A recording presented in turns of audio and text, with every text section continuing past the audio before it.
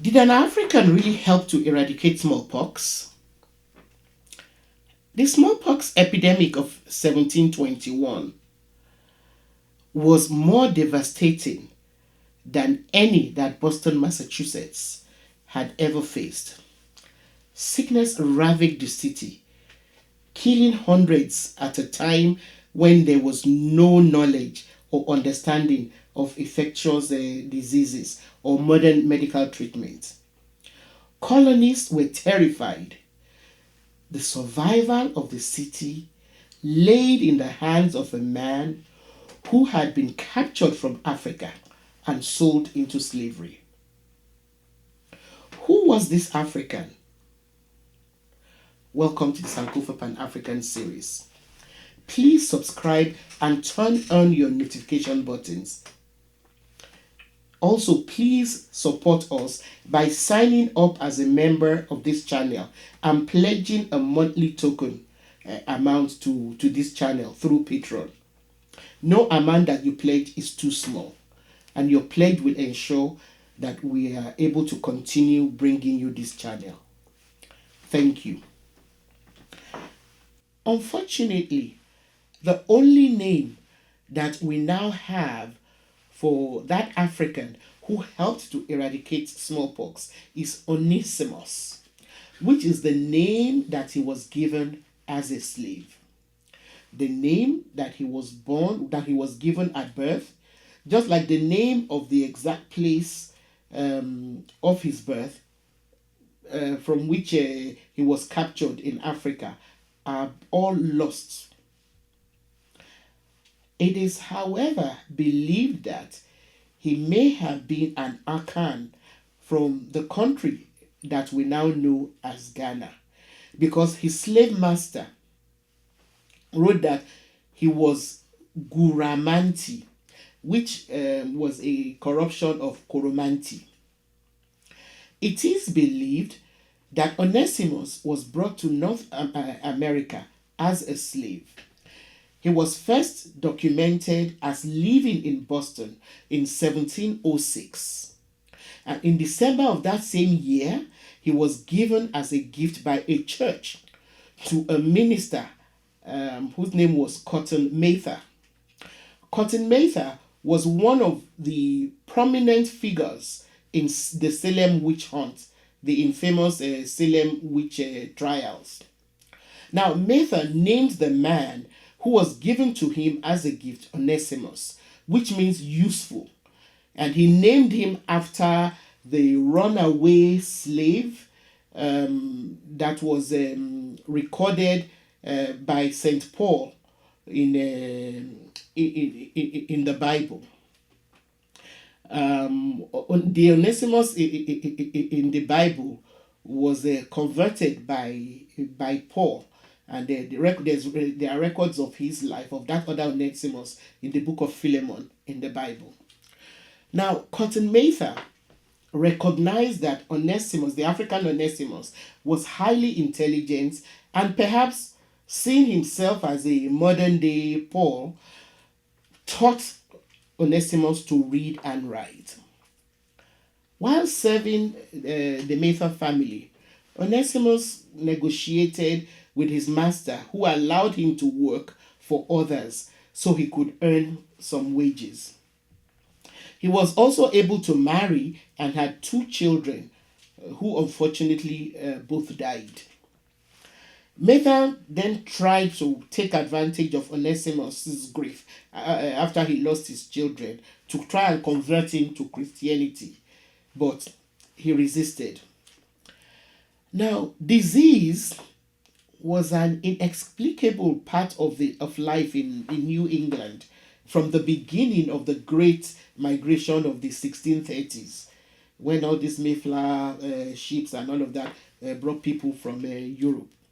Smallpox and other kinds of diseases were brought along with the very ships that brought so many families from Europe to New England.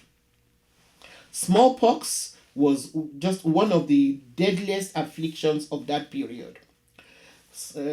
Smallpox patients experienced fever fatigue, and a crusty rash that could leave disfiguring scars. In up to 30% of cases, it actually killed. It was a very fatal disease.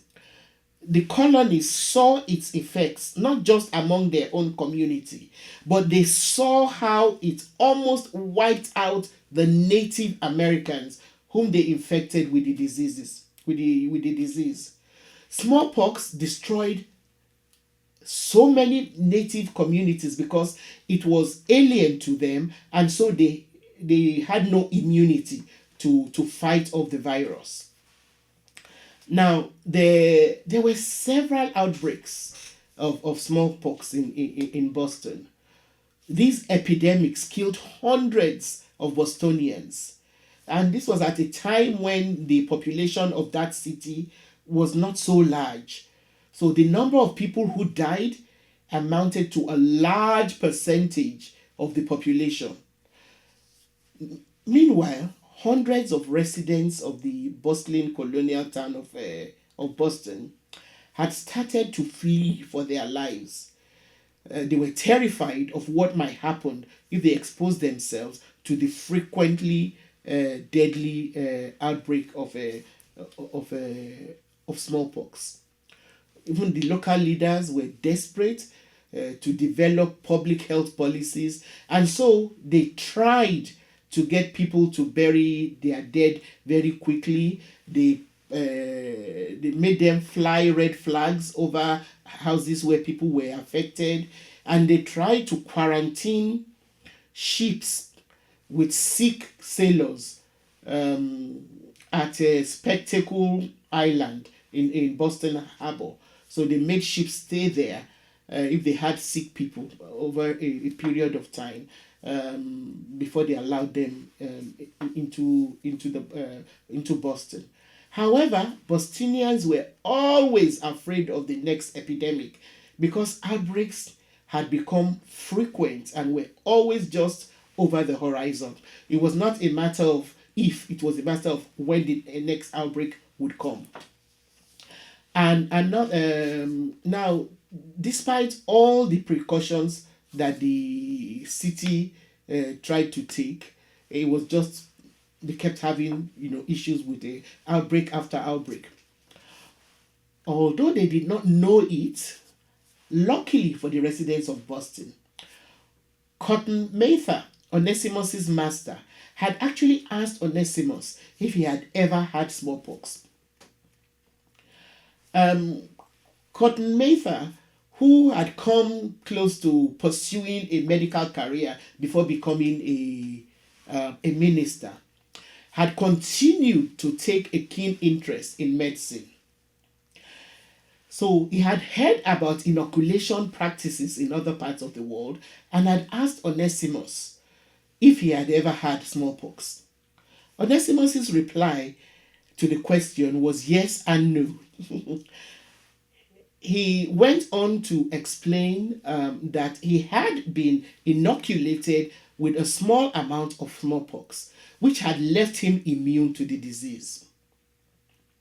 Impressed, Mather asked for more details, which Onesimus gave him. He also showed him a scar where he had been cut before fluid from an infected person had been dropped to inoculate him when he was still in Africa. Onesimus told him that because of that operation, he would be forever protected from getting smallpox. He also explained that whoever had the courage to do the same thing will be forever free of the contagion.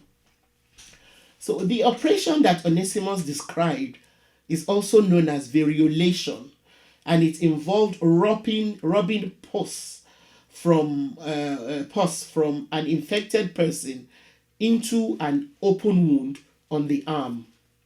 Once the infected fluid was introduced into the body, the person who underwent the procedure was inoculated against smallpox. This form of inoculation is different from vaccination. because vaccination comprises exposure to a less dangerous virus in order to provoke immunity. What the inoculation did was to activate the recipient's immune response so the person could be protected against the deadly disease. In spite of this, his racial prejudice, Cotton Mather believed what Onesimus told him. He was also able to confirm that the procedure which Onesimus described was also known by other enslaved Africans. So to the enslaved Africans, it was not new. I mean, those who were actually brought from Africa, a number of them had actually been variolated or inoculated because it was something that was generally practiced in Africa. Now, he then became an advocate for inoculation. That is, Mather became an advocate for inoculation and started to spread the word throughout Massachusetts, hoping that enough people would become inoculated and thereby help prevent smallpox. What Mather underestimated was the level of prejudice that other members of his community had against anything African. It was the same prejudices that had actually caused him to initially distrust Onesimus, and which also made him to keep him enslaved, even when after he realized how smart and intelligent and industrious Onesimus was. Other white colonists, however, did not only refuse to be treated using a system that had been devised by Africans, but they attacked Mather for even suggesting that any good could come out of doing so. A local newspaper, the New England Courant, ridiculed Mather for thinking that the procedure which he learned from an African could work, and an explosive device was thrown through his window with an angry note. I mean, it was people were just so mad at him for even suggesting that something that Africans did could save them. Other preachers also argued that it was against God's will to expose his creatures to dangerous diseases. I mean, that's how ignorant religion can make people sometimes. But in 1721, when there was another outbreak of smallpox, Mather convinced a doctor named Zabdiel Boylston, who was the only physician in Boston who was prepared to test the technique that Onesimus had described to his master. Boylston actually tested it on his own son and his enslaved workers by inoculating them against the disease. Boston also started inoculating other Bostonians who, I think, so scared by the disease, decided to try the method anyway. Out of over 200 people that Boylston inoculated, only 6 succumbed to the disease. This was a great achievement when compared to the people who were not inoculated. The smallpox wiped out over 14% of the population of Boston, which meant 7 out of every 10 people who were not inoculated died during that particular epidemic. This was what convinced more people that the procedure was viable. By 1796, an effective vaccine that used cowpox to activate smallpox immunity was developed by Edward Jenner. Eventually, smallpox vaccination became mandatory in Massachusetts. Unfortunately, there is no evidence to show that Onesimus enjoyed any benefit from the role that he played in saving so many lives and the eventual eradication of smallpox. According to Stephen J. Niven, In order to obtain a partial freedom, Onesimus even had to give Mather money to purchase another enslaved person. Mather placed other conditions on his release, requiring that he remained available to perform work in the Mather household at their command. The WHO declared smallpox entirely eradicated due to the spread of immunization worldwide in 1980. It is the only infectious disease that has been fully eradicated thanks to the knowledge that enslaved Africans like Onesimus took with them into captivity. Thank you very much for watching. Please don't forget to share our videos with your contacts and give us a thumbs up. And please support us by signing up as a member of this channel and pledging a monthly token amount to us through Patreon. No amount that you pledge is too small, and whatever you pledge will ensure that we're able to continue bringing you this channel. Thank you.